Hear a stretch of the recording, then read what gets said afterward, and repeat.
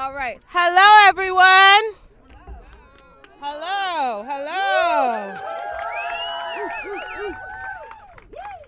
We are so thankful. Hopefully, is my mic on? Does my mic sound nice? Not ample. Speak. Oh, it's perfect. Thank you, Phil. I appreciate that.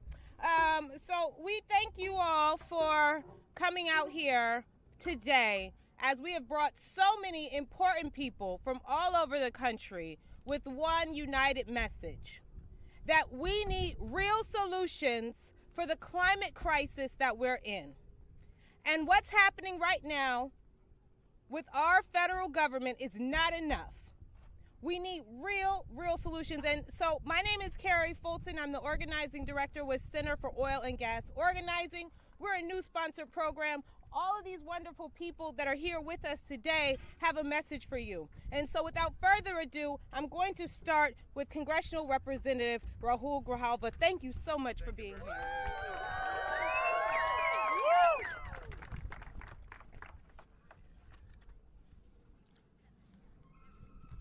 We just finished the vote on Polluters Over People Act, H.R. 1. And the Republicans passed it with only 4 Democrats choosing to vote for this piece of legislation, if I can be kind. What does it mean? And this is where the mentality of the people in charge in this House is right now. Let's take the clock and turn it as far back as we can. Let's ignore and deny climate change, ignore action, and ignore the crisis. Regardless of the latest reports, regardless of the catastrophes seen around us, let's just ignore it. And double down on fossil fuels as the main energy source for this country. We've experienced that. That's why we're in the situation that we're in at this moment in this country. At the brink of a crisis, and the time bomb keeps ticking on climate. And who is going to be affected the most? It's going to be people. It's going to be the generations to come, like the folks behind me. The communities that have been impacted, overburdened, and discriminated against for generations in the placement of polluting industries in their backyard and next to their houses and in their communities, affecting their health, affecting the development of those communities, and frankly, destining them to less than status in this country. So we continue to do that with less regulations and less protections for them. What else does it do? This doesn't lower gas prices. There is no permitting reform here. It is about gutting fundamental core laws that have protected the American people and are intended to protect the American people. NEPA, which assures the public's right to know and to be involved. Endangered Species Act, Clean Air, Clean Water, and other public health laws. And the list goes on. For what? To allow the industry to reap more profits after their record profits last year. To continue to control not just the production, but the energy policy of this country. That was at stake in that vote. And our opposition was based on the simple truism that climate change is real, that action is needed now, and that if we don't move in that transition, the transition will be more and more painful. And poor communities, communities of color, frontline communities will bear that burden more than anyone else. And generations to come will have to wait to see what happens next? No. We have an opportunity. And the message to the Senate should be, as this bill moves over there, stop it, end it there, and refocus on where we should be, on transitioning to clean energy, the public's right to know, the involvement of the public, and empowering communities to be able to protect their futures, their children's futures, and the future generations that come. That's where we should be, nowhere else. But we've chosen another path. This Republican majority in the House, they've chosen a path to continue to give to their benefactors, to continue to play political games with the lives of the American people and life in general on this planet. H.R. 1 is an abomination when it comes. Climate, an abomination when it comes to protecting the American people, period. And it's a dog whistle. When they say permit reform, when they say energy independence and security, when they say this is the best way for us to get to a transition, they're dog whistles. They're dog whistles for climate denial. They're dog whistles for continuing a practice of discriminatory and disproportionate burden on certain communities and not others. And it is a dog whistle for handing over our inheritance, our public lands and waters, for handing over our future, the generations now, younger generations now, and those to come, handing that over to big oil, mining, mostly foreign owned, by the way, and gas extraction, to turn that over to them and say, you go ahead and run the policy of this nation. The vote today was about the future, and they failed. And as we go forward, let us not jeopardize the economic well-being globally and in this country by tying permitting to any debt ceiling discussion or negotiation. There's a red line there, a red line we need to maintain. And so I urge the Senate leadership, don't mix the two. Don't mix the two at all. What's at stake here is our future, and if you allow industry to take this moment from us and convert it into turning the clock back for all of us and making the situation worse, then you failed in your duty to protect the American people, their right to know, and to deal effectively with the climate action that is needed now, not tomorrow, not 5 months from now, not 5 years from now, now. Thank you very much, and thank you for your support.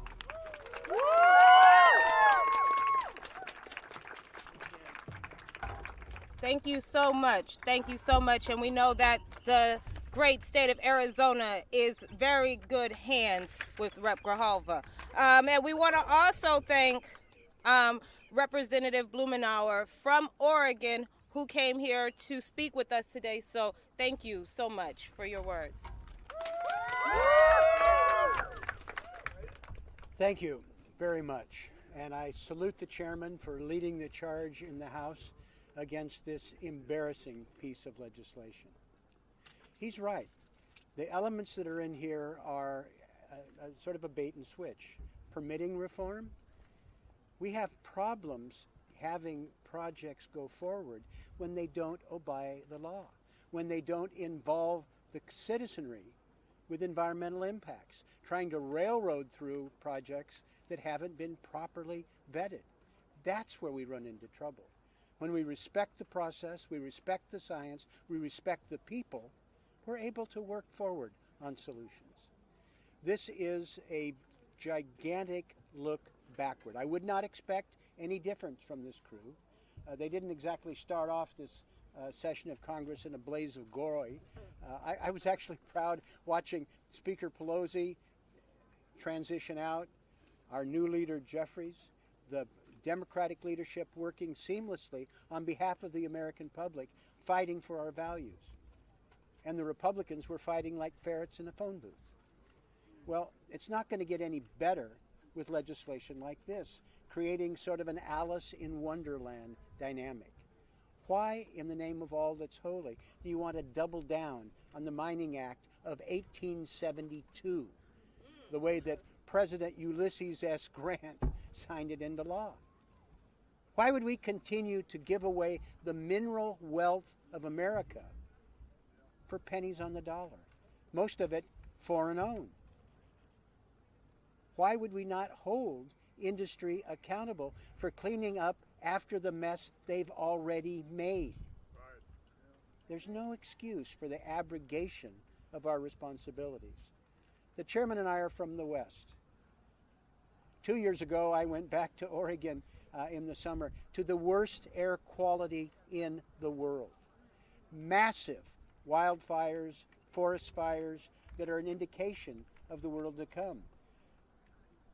Drought in the southwest and in the southeast, water quality problems. I mean, these are things that we used to talk about prospectively. It was kind of quaint to talk about Glacier National Park someday having no glaciers. This is the reality that we are seeing. I am proud of what the Democratic Congress accomplished while we were in power, doubling down on renewable energy. Isn't it interesting? This week, reports came out that renewables surpassed coal in terms of the cost accounting and in terms of employment opportunities. There are far more opportunities putting hardworking men and women to work with renewable energy and cleaning up the environment and protecting the rights of underserved communities that have served as a dumping ground in urban areas and rural America. But we've got in the pipeline investments to capitalize on that change. We are going to absolutely resist the approach they've taken forward. I am pleased that it's going to be dead on the arrival. We have Senator Markey here, a tireless champion. I had a chance to study at his feet when we had the first climate committee under Speaker Pelosi. Chairman Markey has been tireless, and I feel much more confident that this abomination that we're sending over to the Senate will be dead on arrival, thanks to his leadership.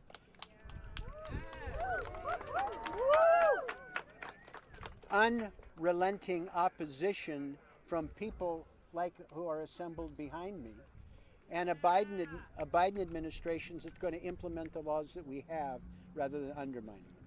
Thank you for being here, focusing on hollow promises and broken commitments to the American people and to the environment.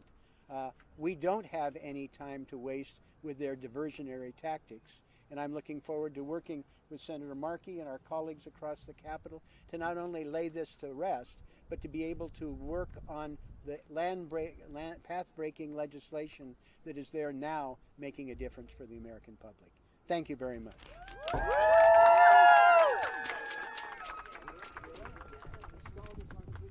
Thank you, thank you. Yes, there's busy work happening on the Hill, and we are so thankful to have you all, even for the moments that we do. So, Senator Markey, thank you so much for coming. Thank you. Oh, my God. Thank you so much. Thank you all for being here. Thank you, Earl Blumenauer. You can see that bicycle that he wears on his check. No fossil fuels. When you're riding a bicycle, that is... That is Earl Blumenauer in a nutshell. We thank him for his great leadership. We thank all of you for what you are doing to lead our country.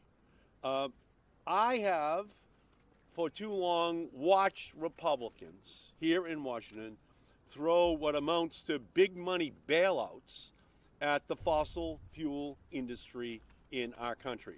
Republicans built loopholes into the tax code big enough to drive an oil tanker through.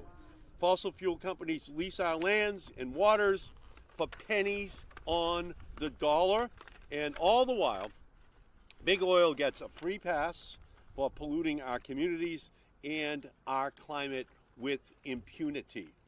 Day in and day out, you hear Republicans and their acolytes deriding socialism on Fox News. They don't like the Green New Deal. It's socialism.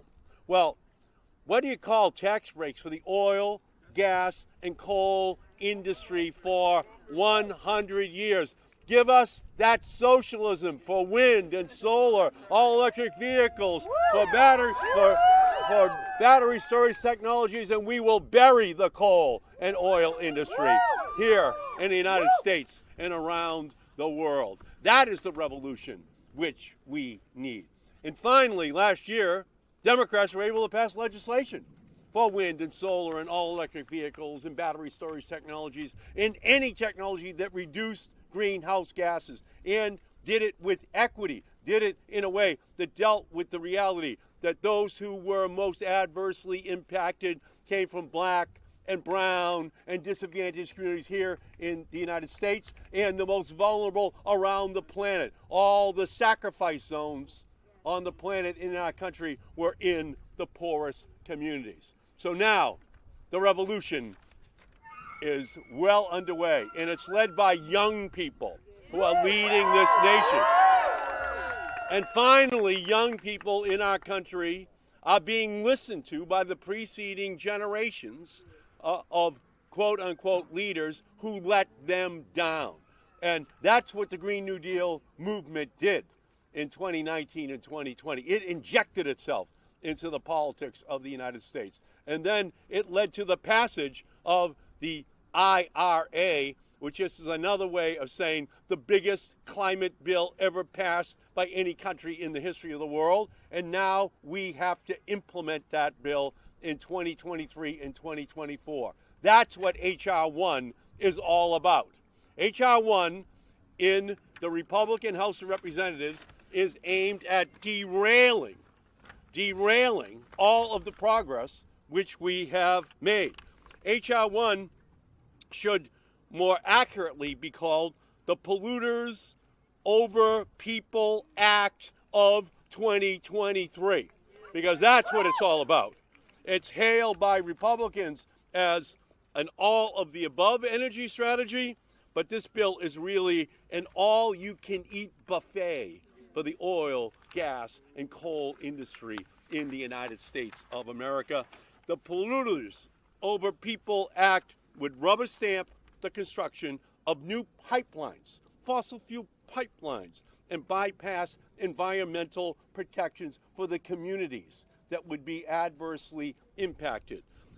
It would take money out of taxpayers' pockets by holding a fire sale of our public lands and waters for drilling while our planet is on fire. This bill doesn't support projects. It would repeal the climate bank funding that I was able to include in the climate bill of 2022.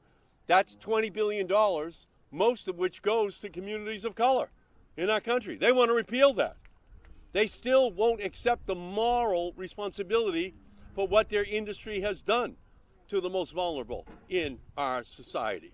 We need environmental justice to be at the heart of anything that we do in our country from now on.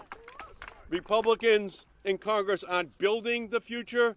They are blocking the innovative solutions that will grow our economy and create good jobs. These are the same tired attempts to make the oil barons rich and our public health poor. And we're not going to fall for it.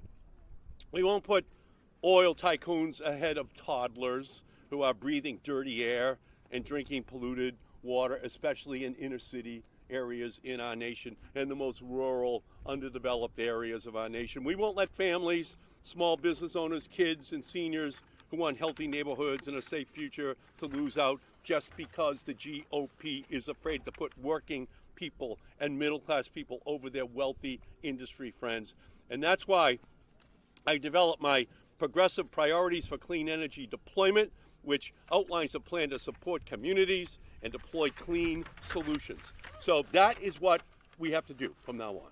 The last Congress, H.R. 1, was the Democrats' bill to protect democracy. This Congress, H.R. 1, is the Republicans' bill to protect polluters. That's all you need to know in the difference between the two parties in our country. We don't want polluters over people. We want power to the people. We want all electric power to the people. The oil industry controls the Republican Party. GOP really stands for the gas and oil party. That's who they are. And what they're saying is drill, baby, drill. And what we're saying is plug in, baby, plug in. We're going all electric. We're going to have the oil and coal industry in the rearview mirror of history, and it's led by young people here today and all across our country. Thank you for everything that you are doing. Thank you.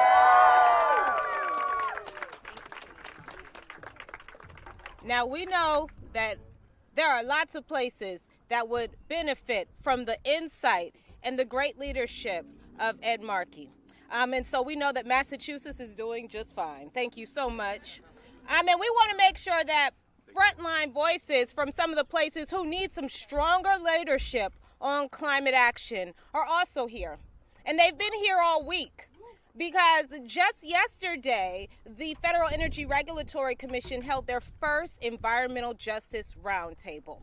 And that's a major thing for a regulatory agency that actually does not have to consider environmental justice in their permitting decisions. So when Markey says we need to put environmental justice at the forefront of all of our decisions, we need to push on some of these agencies that give these permits to make sure that they're considering environmental justice in their decision makings as well, and that it's mandated. And some of the people who are pushing on this the hardest are the people who are directly impacted, including our first person, John Beard. Mr. Beard is the founder, president, and executive director of Port Arthur Community Action Network in Port Arthur, Texas. Thank you so much.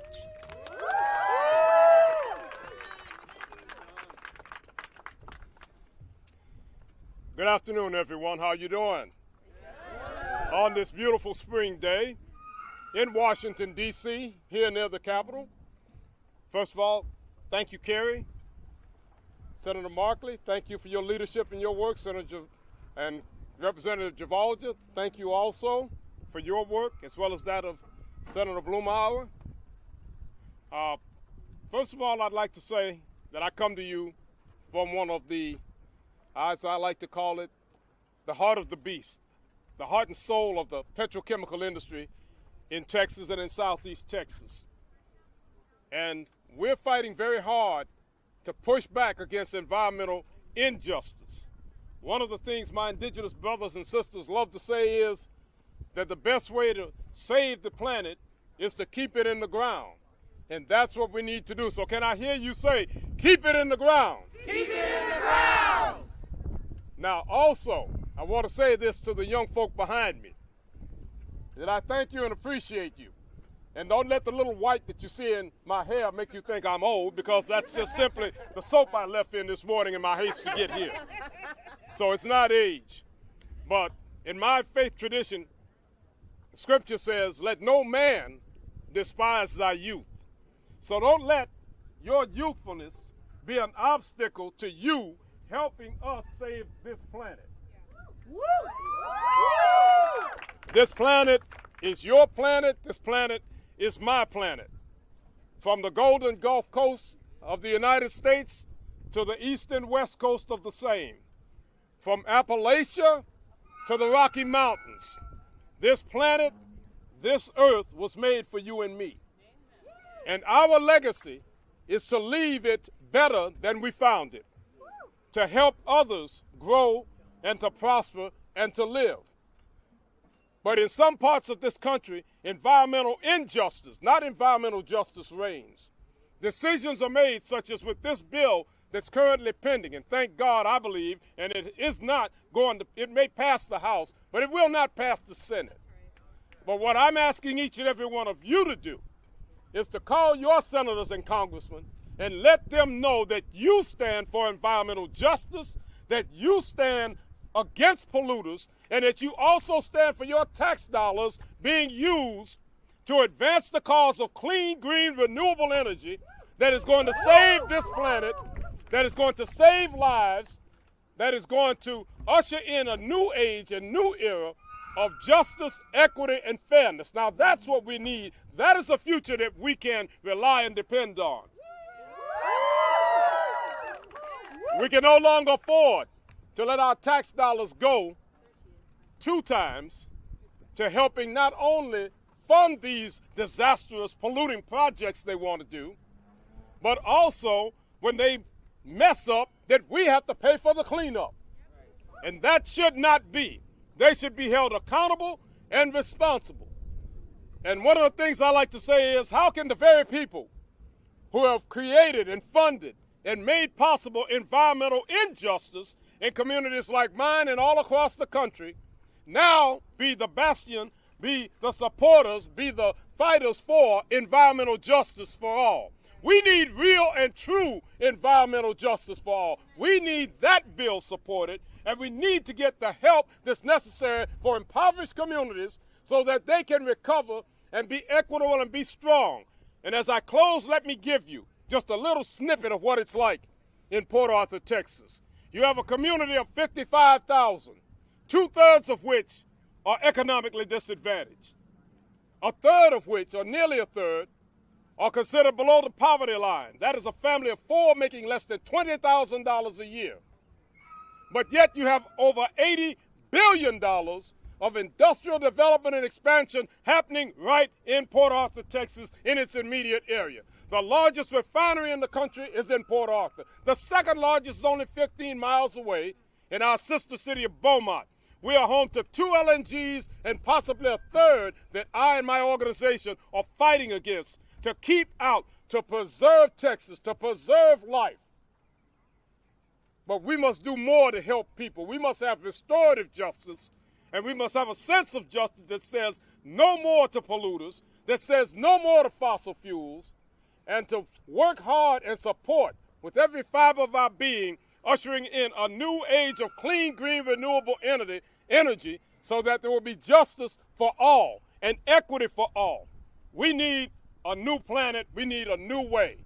And I'm expecting these young people behind me to be the leaders of doing that. We'll follow your lead, but we're there to help you and support you and give you what you need to make it possible so that your future and the future of your children and your children's children is one that you can be proud of. This will be our legacy. This is the great fight of the age. And I want to ask each and every one of you to join hands and hearts and make this possible, because I know we've already won this battle. It's like watching a movie you've seen before. You know the beginning and the middle and the end. And we know in the beginning that this beautiful world was created and given to us. And we know in the middle that one singular man made a difference in the lives of so many others, and that's my Lord and Savior Jesus. But at the end it also said, behold, I make a new heaven and a new earth. And the only way that new heaven and new earth is going to come about is if we support each other, is if we empower our young people, and if we work together to make that a reality. So I already know what has happened. I've already seen that. I haven't been to the mountaintop, but I know what the future holds. And because I know what the future holds, I believe with all my heart and spirit that we can bring it to pass. So let's continue to work, continue to pray, and continue to fight against these people in here who are fighting against our future. And they will not, cannot win. Thank you.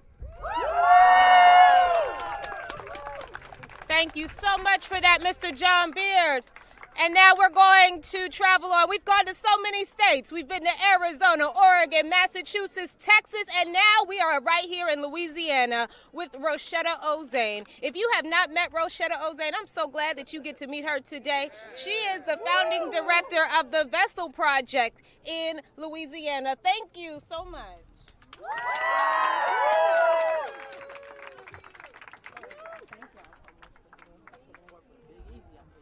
Hey. Out of the huts of history's shame, I'll rise.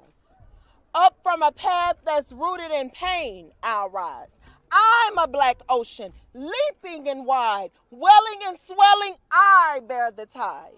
Bringing the gifts that my ancestors gave, I am the hope and the dream of the slave. I'll rise. I'll rise, I'll rise. Those are the words of Maya Angelou. I always like to bring in my ancestors into the room and into the space because they are the ones who have paved the way for me. And they are the ones who I want to be the person who ensures that their dreams and their hopes and their goals come to fruition. A lot of the fights that we're fighting today, we may not get a chance to see the victory of those fights. But we're fighting for our children. We're fighting for our grandchildren. And it's evident that if we don't do this, if we don't fight, no one else will. The politicians and elected officials that we currently have in office, they do not care about us. They have proven it time and time again. They have put things in place, such as the IRA, which we have seen several elected officials cheer for and say that this is the best climate bill ever. But we know in frontline communities that that same bill also allows for more oil and gas industries to come into our community. Though that same bill allows for things like carbon capture, storage, and sequestration. You all, enough is enough. It's time out for us allowing these smoke and mirrors to be waved in our faces. We have to stand on the side of right, on the side of justice, on the side of equality, and on the side of equity for everyone. As I stated on the FERC Environmental Justice Roundtable yesterday, a table at which I did not want to be at, because it's unfair that you get to use terms like environmental justice, which is like the it term right now. You know, there's always a term that everybody hops on, and right now it's environmental injustice and environmental justice, and people want to use those terms to make themselves look good, to make it look like they care about these frontline communities, to check off a box, to go and kiss babies and take pictures in front of flowers and look cute. But those things are just as unjust as the permits and the bills that they continue to approve and pass. That Environmental Justice Roundtable yesterday had 2 real frontline people at the table. 2. To represent hundreds of communities across the United States. It was unfair to us to have to represent so many people when honestly, the only place I can truly represent is the community where I live and I raise my 6 children. I can tell my story like no one else can.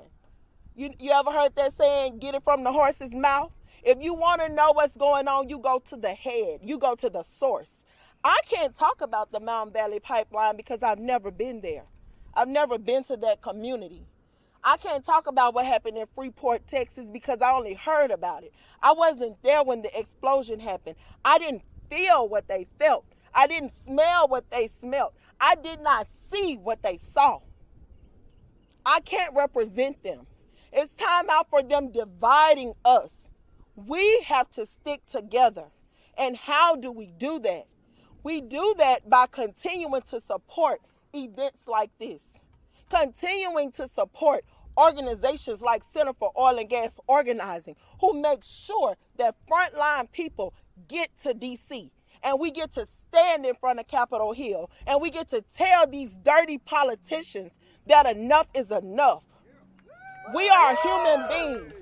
We are human beings. It is time out for putting policy before people. It's time out for putting funds before families. It's time out for putting money before men and women. This is our lives. We're not paid to do this. We can barely afford to live in the communities where we are fighting for. Yet industry is making billions of dollars off of our backs, off of our children's health. How much more is it going to take?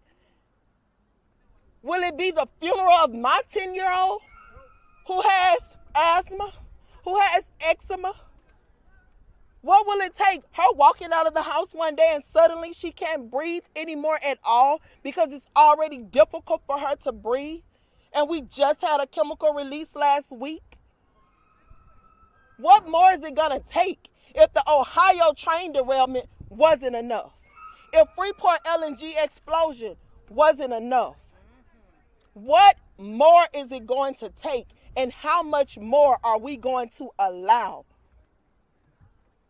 If we aren't happy with the butts that fill the seats behind us, it's time for our butts to be in the seats. I urge you to use your platform, use your voice, As my brother John said, join hands and join hearts. Forget what color your skin is. Forget what religion you are. Forget what side of the aisle you sit on. And remember that we are all human beings. We came from the same dirt. We came from one person. We are all connected. We are all related. We all breathe in this air. How can you trap air? It travels. That Mississippi River flows into many estuaries. It impacts you just as well as it impacts me. If it's not enough for you to hear about it, I invite you to come down to the Gulf South. Come to Southwest Louisiana. Come down to Southeast Texas and see it for yourself. John didn't say this on this podium, but he always likes to say that Texas has the best food. I will give them barbecue. But they simply don't have the best gumbo or the best po' boys or the best Gulf shrimp. So I invite you all to come to our communities. Get it on record. And while FERC has this docket open until May 15th, get it on the record, because they continue to say we need it on the record. We need you all to help us get it on the record. Amen. Thank you all so much. Thank you. That's right. Put it on the record. As we continue to push our government into its greatest possibilities, we want to continue to move on our map to the great state of Alaska, where we have Monica Scherer, Senior Director of Programs at Alaska Wilderness League. Thank you so much for being here. Good afternoon, all. Thank you so much. As Carrie mentioned, my name is Monica Scherer with Alaska Wilderness League. We are a national organization whose focus is on protecting critical lands and waters across the state of Alaska. I am truly so honored to be here today with so many champions and leaders, many of whom I know joined the millions of Americans over the last 7 weeks that spoke out in opposition to the Willow Project and called for it to be halted. Thank you. This harmful oil and gas project was ultimately approved 2 weeks ago, as we know. Yeah, but it's not the end. Lawsuits were filed immediately. Protests continue to happen, and I can say the opposition just continues to grow. The calls are only getting louder for our country to start acting in a way that the climate crisis demands. The Willow Project will continue to dig a deeper hole of incompatible fossil fuel development for another 30 years. And if Conoco gets their way, it is just the launching pad of extensive development across America's Western Arctic. The climate science is clear. We just saw it again in last week's IPCC report. The Arctic is warming 4 times faster than anywhere else in the world. What's also clear is Conoco's track record in the Arctic. Just last year, they had a facility located just 8 miles from the village of New Wixit register a gas leak. This is the same community that will be closest to the Willow Project. ConocoPhillips estimated 7.2 million cubic feet of natural gas spewed into the atmosphere during the first 5 days. It took nearly a month to plug the well, and the ultimate cause? Melting permafrost. Thinking ahead, ConocoPhillips is requiring the installation of Arctic chillers to refreeze the Arctic's permafrost to be able to build the infrastructure to drill for oil. Enough is enough.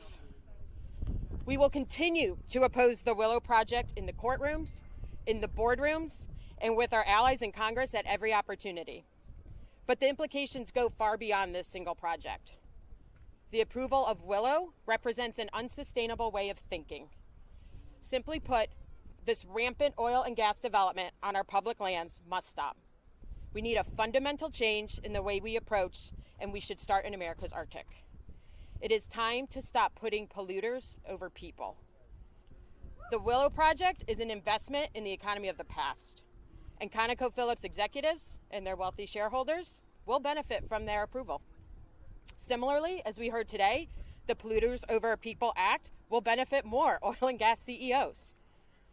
So what I can say today is that we stand with the millions of climate allies who are speaking out against Willow and its unacceptable climate threats, who are amplifying the calls for climate action now, and we will do all our work to carry this momentum forward as we continue to fight. Thank you very much. Thank you so much for representing and coming so far, all the way down from Alaska. And you know, you didn't offer us any salmon, but we'll get it next time. I want to bring in our first of several youth speakers, and I'm so blessed that we have so many youth that are in this. Give them a shout out. Yes. So let's give it up for Tanisha Harris, who is a youth climate activist. Thank you so much. Hello. My name is Tanisha Harris, and I'm a youth climate and environmental justice activist with Climate Emergency Advocates. And I'm here speaking for young people nationally, not only about our opposition to the Polluters Over Peoples Act, but also the approval of the Willow Project and other federal climate policies that prop up the fossil fuel industry.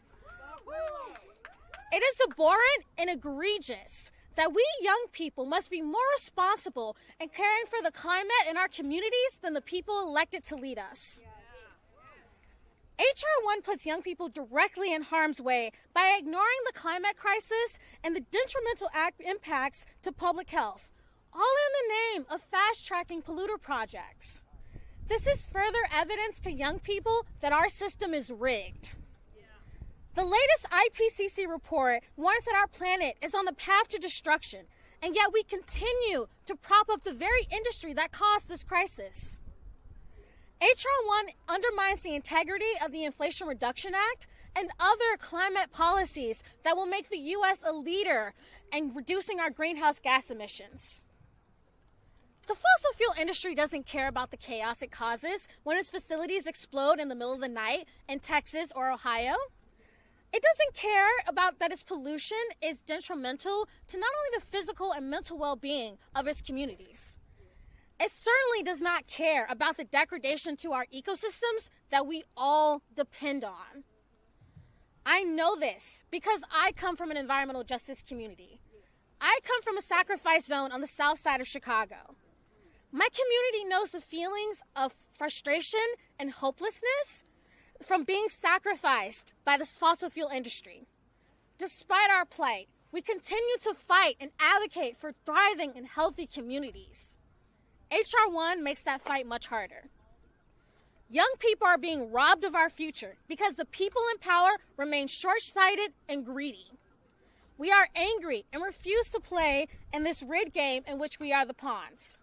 President Biden and Congress must end this toxic relationship with the fossil fuel industry and implement policies that get us on the path of 100% clean renewable energy in a just and equitable manner.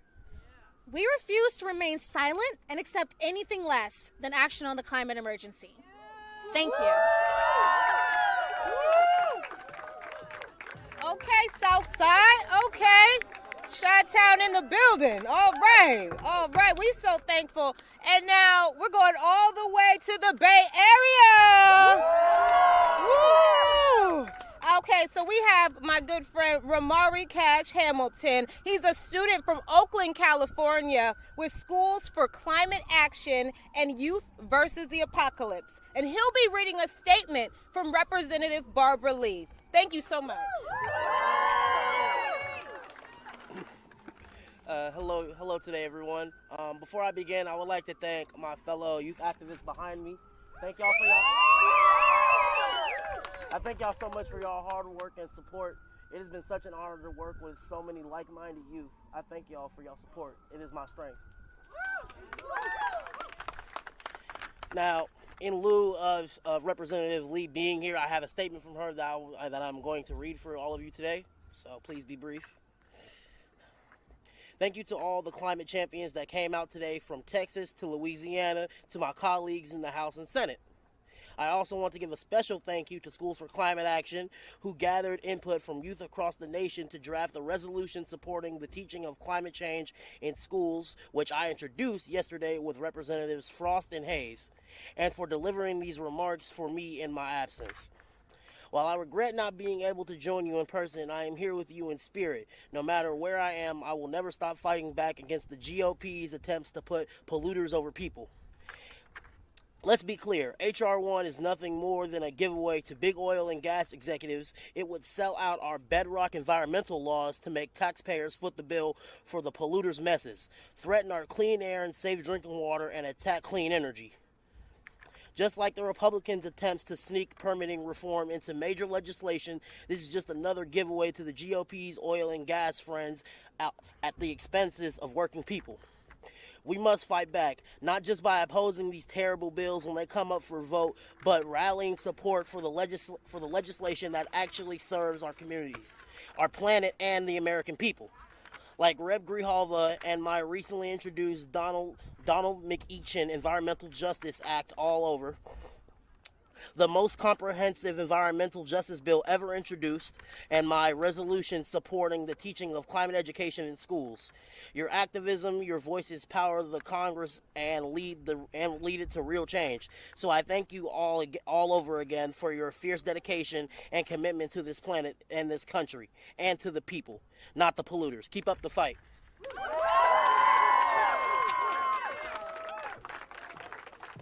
We are so thankful, and give it up to them for utilizing their power. That's so important. It's not about being 18. It's not 18 when you decide that you have a right to play a role and influence our federal government. So we're so thankful. These are high schoolers, y'all. This is amazing. And I want to continue talking about the importance of federal engagement, and there's no real organization. There's a lot of organizations, and we all do it together, but there's one that's been around for a really long time, and that has grown in so many different ways. So I'm really excited to bring up Leslie Fields, who is the Director of Policy Advocacy and Legal at the Sierra Club. Thank you so much.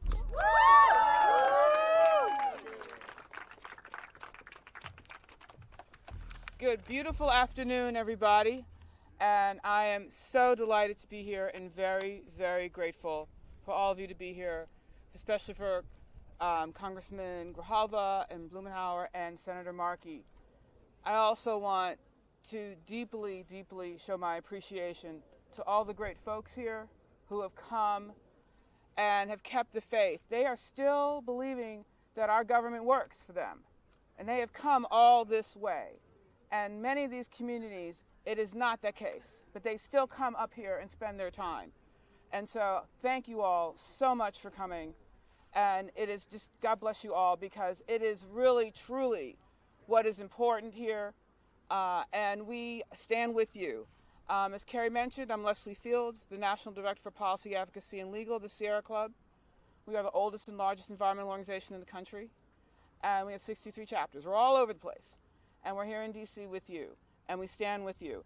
And we are also been working very diligently and very hard against that horrible H.R. 1, which just passed the House a few hours ago. And it's an abomination, and it's shameful. I mean, a morally shameful thing. And so, really, it's just a way to prop up the fossil fuel industry, who needs no propping up. They've already been propped up on the backs of these people. They are propped up by their tax abatements and tax giveaways. They are totally propped up. They don't need Congress propping them up. And so, and then again, we have agencies who will also prop them up. And yesterday, many of us attended the Federal Energy Regulatory Commission's EJ Roundtable. It was very interesting. Our own new Executive Director, Ben Jealous, spoke, and we were very appreciative of that opportunity. And like Rosetta said, there were only a couple of community people. Again, shameful. And so we want to make sure that Ben Jealous and these community leaders on the panel made it clear that we have to forge a different path. And, you know, unfortunately, we're not seeing that with the Biden administration from the Willow decision. Boo.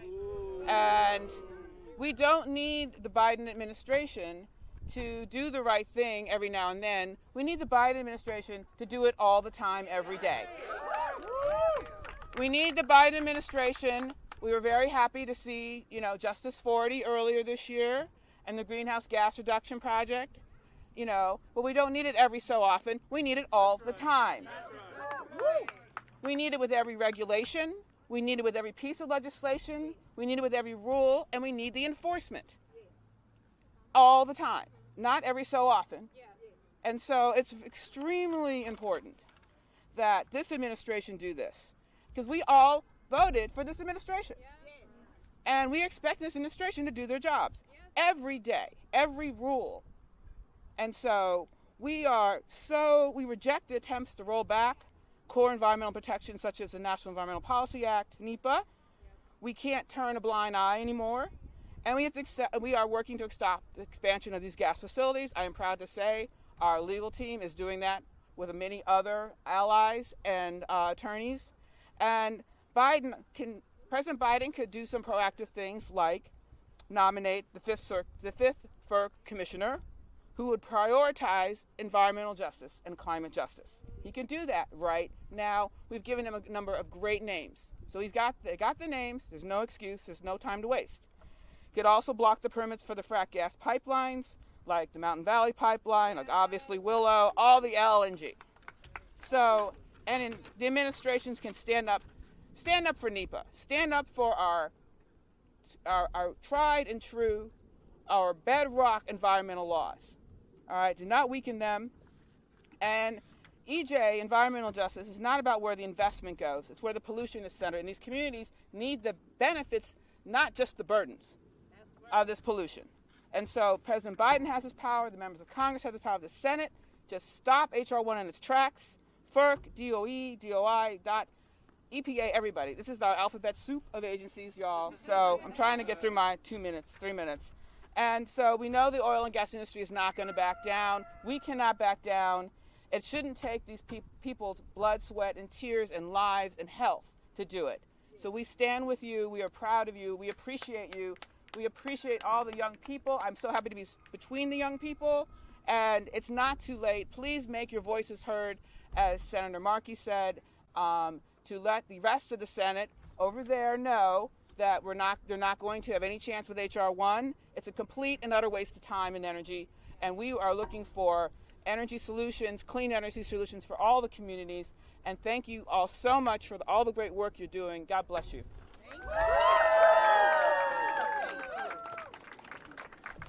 That's so important. Thank you so much. And we're going to go back to Texas real quick. We have Miss Gwendolyn Jones. Now, Miss Gwendolyn Jones, she is an organizer with Citizens for Clean Air and Clean Water of Freeport and Brazoria County of Freeport, Texas. Thank you so much.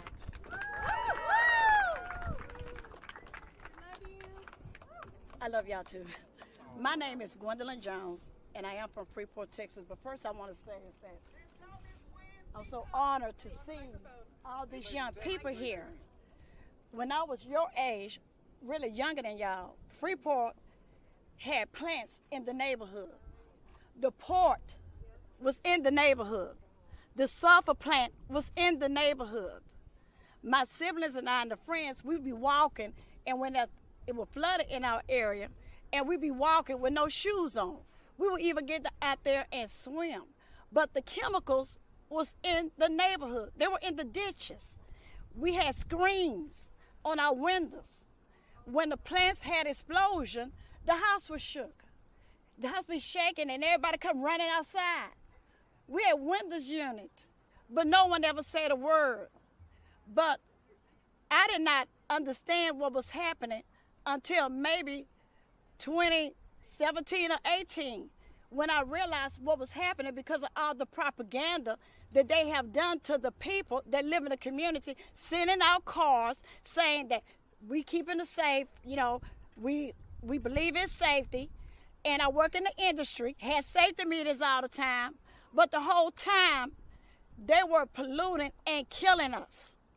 And I want to say to these young people, I'm so proud of them, because the deal is that y'all are young, y'all get it. My parents, if they would have known, they would have done something about it. They were leaders like y'all. They was fighters. And you never give up. That's one thing to it. I don't care what they do. You never give up. Because once you believe in something and you convicted to it, you can't give up. Because that's your lives. That's your children's lives. to read something to the people. This is from the Center of Biological Diversity. It says the UN chief calls for the halt of new fossil fuels development ahead of Climate Ambition Summit. It says the United Nations Secretary General, the joining of Global Climate Ambition Summit in September, including ceasing and licensing and funding of new oil and gas development and halting expansion of existing oil and gas reserves. This came from the United States at the risk of being shut out of the summit meeting for global from UN Secretary General Antonio Guterres. When our own president won't do it, guess what? We got somebody else. God always got a ram in the bush. We got the UN that say that if you don't do it, then we're going to shut you out. So the deal is that I look at the president being the head. He have executive privilege. He's supposed to be able to take that pen and say, no, don't bring this here because I'm not going to agree with it. First say they don't know what to do. But the president should say, you should know what to do. Your job is to protect the people. They're going to protect their kids. They got 2 to 3 houses to go to. They don't give a care. They go on vacation, but when we get sick, they don't pay for nothing for us. These plants do not care. All they care about is the billion-dollar friends, oil and gas, fracking, oil and gas, and line. So do not believe anything they say. Search it out for yourself, but never give up the fight. Amen. Never give up. Amen. You cannot give up. Amen. And that's all I have to say. Thank you. Thank you, man. Yes, you cannot give up. And thank you, Ms. Jones, for also bringing up the human rights of the issue that we're dealing with today. People are losing their lives. People are losing their land. And more importantly, people want better. So I am so thankful to be able to bring up Mr. James Hyatt with For a Better Bayou of Louisiana. Thank you so much. Oh, my God. Thank you. And thank you so much. If you would, take a deep breath with me. We are here together today, and we've been breathing since the day you were born. But you forget so much, so often, that we are connected. The air you breathed in came from a tree or came from the grass. The air you breathe out, go to these plants. We are connected. We are interdependent. We need all of this. What happens in one part of the planet, what happens on my Gulf Coast in southwest Louisiana where they want to build all of these LNG, liquefied natural gas facilities to export fracked gas from the Permian Basin has been shipped over by pipeline to these export facilities, to ship over the ocean to power plants and to make more plastic on different coasts in Asia and Europe. We know what the future holds if we continue down this suicidal path. We know what is going to happen. We are all going to create unnecessary suffering for generations to come, for their kids and their kids. People want to say, you know what, it's jobs, it's money. We're going to starve our grandkids to feed our kids? What are we doing here? There are viable options. We're not stuck in this paradigm where we have to continue down fossil fuel dependency. I mean, just this past weekend in New Orleans, they opened 2 community lighthouses funded by some of the representatives in Congress here, a place of resiliency for when the next storm comes. And there's a place people can go and cool off and recharge their phones and resupply the oxygen that they need. There are options. This is not like it's do or die. We only have fossil fuels or else. If we continue on this path, we are all in peril. There's no reason, there's absolutely no reason why we should continue down this for the profit of so few. You know, it really, I think the thing that really inspires me the most today, thank y'all so much for coming.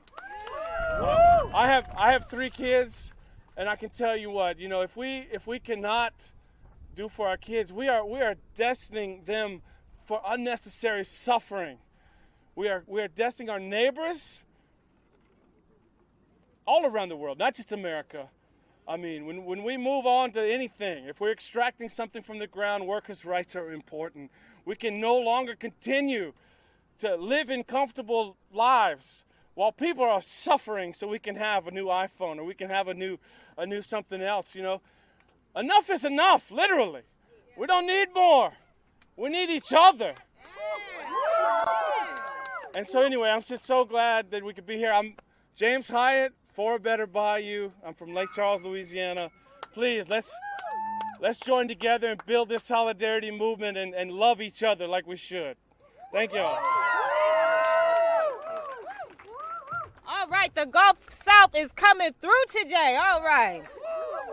We have Miss Jo Banner, who is the co-founder and co-director of the Descendants Project. And they are doing powerful, powerful work, restoring, reclaiming, and empowering through history in Louisiana. Thank you so much.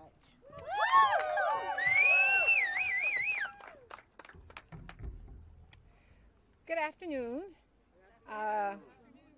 I am really grateful to be here in the presence of all my environmental justice heroes and fighters and the youth here, and I really appreciate the opportunity to be able to speak to you today. There's a term that's called NIMBY, or not in my backyard, and NIMBYism, and that is something that has been used to attack us by industry. It means that we care more about our backyards than we do about progress. It's been weaponized by heavy industry and other polluters. But let me tell you about my backyard. My backyard is that of my great-grandfather, which is now a village for me and my extended family. My backyard is part of my community in Wallace, which is where many of my enslaved ancestors are buried at the numerous plantation grounds. Plantations that they could not escape, even in death. My backyard is in the middle of Louisiana's Cancer Alley, an 85-mile stretch of land between New Orleans and Baton Rouge that suffers from the highest cancer rates, asthma rates, and other ailments in the country. Despite this being in my backyard and these horrible statistics, our elected officials continue to try and bring more polluters into our area, whether it's petrochemical, whether it's aluminum, whether it's grain. In fact, I am currently fighting, my organization is fighting the location of a grain export terminal that would destroy my community. And as Roshetta said, the term environmental justice is used by many of these organizations. Organizations are now emboldened to say that they are fighting for environmental justice because they produce less particulate matter or less pollutant, although it's tons and tons and tons of particulate matter and pollution that is still entering into our community. So we are considered selfish for trying to protect our backyards from this. But these polluters, guess what? Their backyards are safe and sound. Their backyards are havens. Their backyards are hundreds, if not thousands of miles away from my backyard. Sometimes they're on the other side of the planet.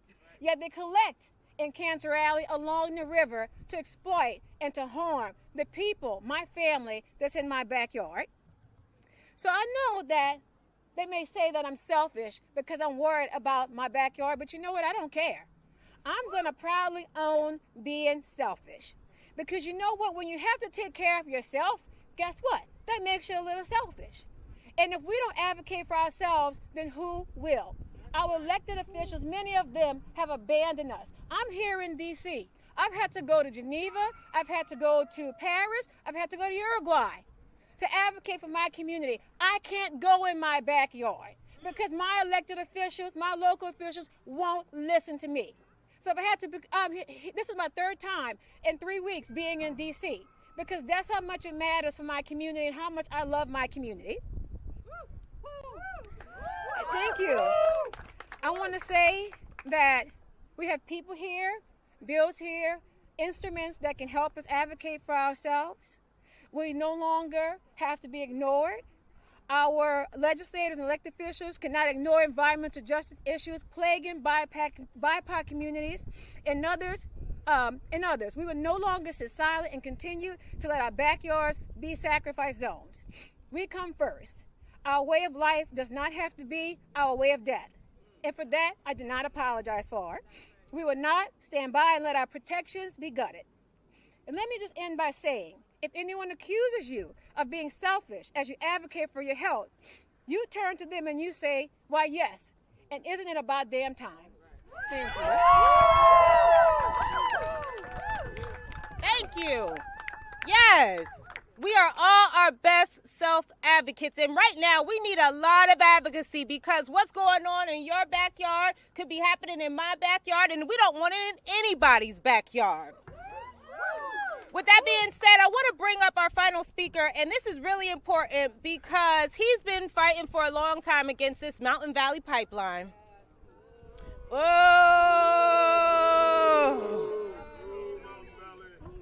And he's got some things he wants to say, and we want to direct this straight over to our Senate Energy Committee good friend, Joe Manchin, and all those members.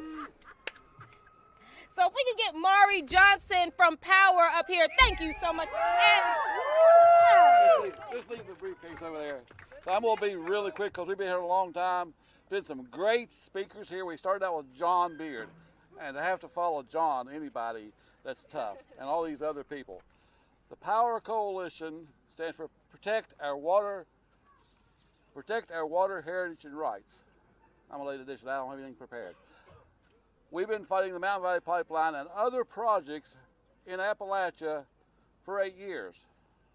We are with the Bayou and Texas and Alaska and Oregon and the Midwest and the Northeast in stopping these pipelines. These LNG factories and all these plants we don't need.